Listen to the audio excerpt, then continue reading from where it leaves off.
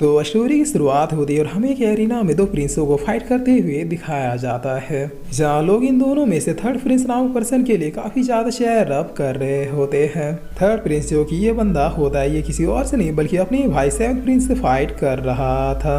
और वाकई में ये दोनों भाई फाइट के मामले में एक दूसरे को बिल्कुल बराबरी का टक्कर दे रहे होते हैं। सेवंथ प्रिंस जो कि हमारा मेन कैरेक्टर, ये अपने पालमडे के साथ थर्ड प्रिंस की तरफ बढ़ता है, बट थर्ड प्रिंस अपने ऑरा को अफेयर करता है और सेवंथ प्रिंस को दूर गिरा देता है। तब ये देखकर लोग पागल होते हुए कहते हैं कि देखो थर्ड प्रिंस कितना ज्यादा पावरफुल हो चुका है। जिस पर एक लड़का कहता है कि लेकिन ये तो hand to hand combat fight थी, तो फिर थर्ड प्रिंस ने अपने ऑरा का यूज क्यों किया। तब नीचे वाला कहता है कि अगर सेवंथ प्रिंस के पास कल्टीवेशन नहीं है तो फिर इसमें थर्ड प्रिंस की क्या गलती है। जिस पर बगल वाला कहता है कि बहस मत करो, सभी जानते हैं थर्ड प्रिंस सेवंथ प्रिंस को बहुत ही आसानी से डिफीट कर देगा, क्योंकि सेवंथ प्रिंस ने अपने कल्टीवेशन का वेग नहीं किया है। इसीलिए इस मैच को बस एक अच्छे शो की तरह एंजॉय करो। तब इधर वेरिना में थर्ड प्रिंस सेवंथ प्रिंस से क्या था कि भाई हार मान लीजिए, भले ही आप हैंड टू हैंड कॉम्बैट में कितने ही एक्सपर्ट क्यों ना हो, बट बगैर अपने कल्टीवेशन को अवे किया आप मुझे कभी भी डिफीट नहीं कर पाएंगे। जिस पर सेवंथ प्रिंस क्या था कि सीट हर बार यही होता है। तब थर्ड प्रिंस क्या था कि आप जन्म में ही लूजर थे, इसमें आपकी कोई भी गलती नहीं है,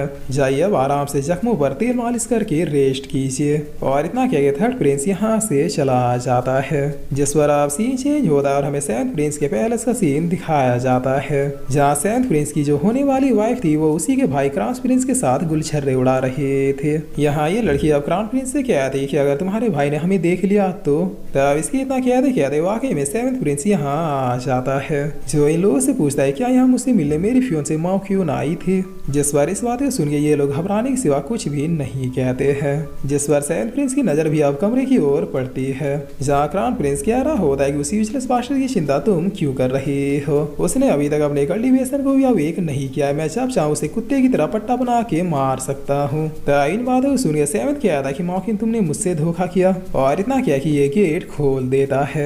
जिस पर ये लोग भी अंदर से बगैर किसी रिग्रेट या फिर शर्म के सेवंथ प्रिंस को देखते हैं। तब सेवंथ कह था क्राउन प्रिंस तुम। जिस पर क्राउन प्रिंस कह था कि बुरा मत मानो भाई, ये दुनिया ही ऐसी है, यहाँ पर सिर्फ पावरफुल लोगों की ही इज्जत और पूजा होती है। अब अगर हमारे रॉयल पैलेस में तुम वेस्ट निकल गए तो फिर इसमें मैं क्या कर सकता हूँ।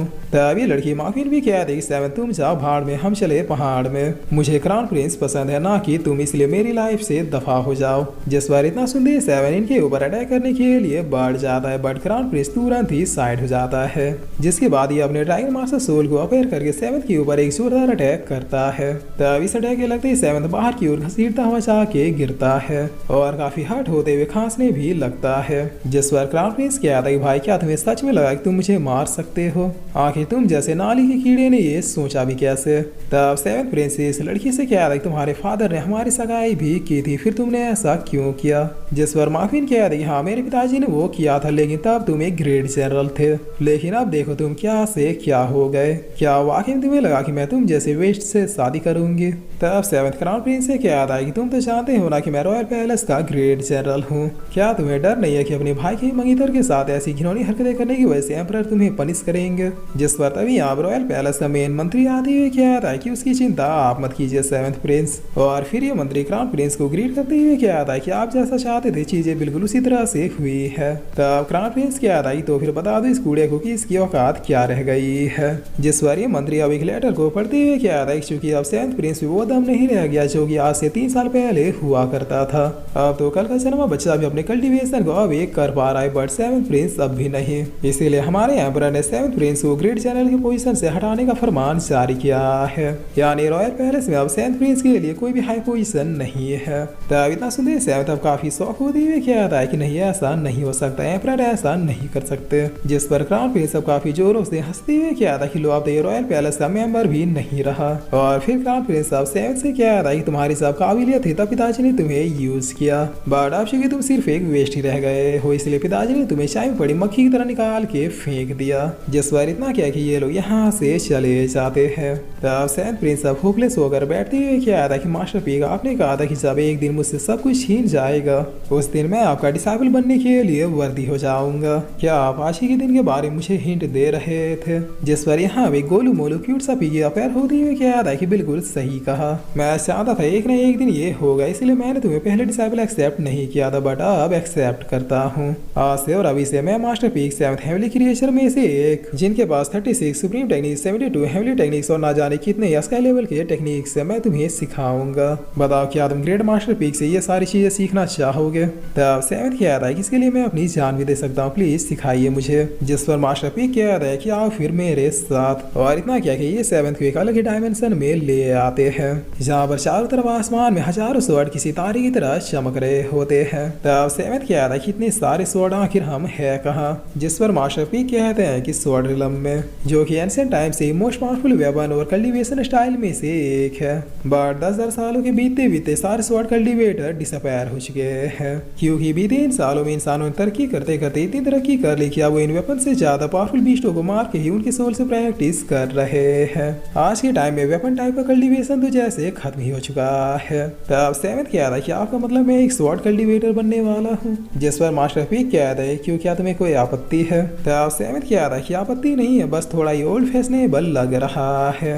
जिस पर मास्टर पीक कह रहा है कि ओल्ड ही तो गोल्ड होता है लड़के। तब 7th कह रहा है कि बताइए फिर मुझे क्या करना है? जिस पर मास्टर पीक कह रहा है सबसे पहले तुम एक स्वॉर्ड को चूज करो। तब 7th पूछता है कि इतने सारे स्वॉर्ड में मैं एक को चूज कैसे करूं? जिस पर मास्टर पीक कह रहे हैं कि चिल्लाते हुए कहो कि मुझे सबसे स्ट्रॉन्गेस्ट स्वॉर्ड का ओनर बनना है। तब 7th थोड़ा फनी स्टाइल में कह रहा है कि सीरियसली? जिस पर मास्टर पीक कह रहे हैं कि बिल्कुल। तब 7th भी बिल्कुल इसी तरह से चिल्लाते हुए कह रहा है कि मुझे सबसे पावरफुल स्वॉर्ड का ओनर बनना है। जिस पर 7th ऐसा कहते इन स्वॉर्ड्स में हलचल होने लगती है। तब 7th कह रहा है कि अरे वाह, लगता है काम हो गया। मास्टर पीक देखिए एक स्वॉर्ड मेरी तरफ ही आ रहा है, लेकिन तभी कोई दूसरा स्वॉर्ड आके इस स्वॉर्ड को डिस्ट्रॉय कर देता है और यहाँ पर अब चारों तरफ इन स्वॉर्ड्स के बीच में जंग छिड़ जाती है। तब 7th पूछता है कि मास्टर आखिर ये सब क्या हो रहा है? जिस पर मास्टर पीक बता दे कि यहाँ पे मौजूद हर एक स्वॉर्ड को लगता है कि वही सबसे पावरफुल है, इसीलिए तुम्हारे पास आने के लिए एक दूसरे से फाइट कर रहे हैं। इस पूरे स्वॉर्ड रिलम में 10,000 सालों बाद कोई आया, भला ऐसे मौके को ये लोग कैसे जाने दे सकते हैं?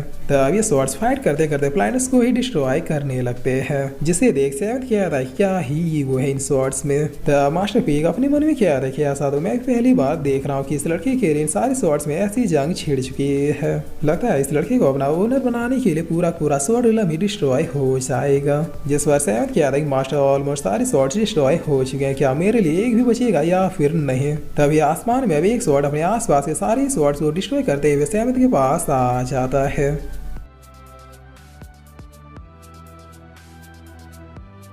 और फिर इसी के साथ ही एपिसोड यहीं पे खत्म होता है। तो गाइस अब आप लोग बताइए कि सीरीज आप लोगों को कैसी लगी? मैं आप लोगों के कमेंट का वेट कर रहा हूँ।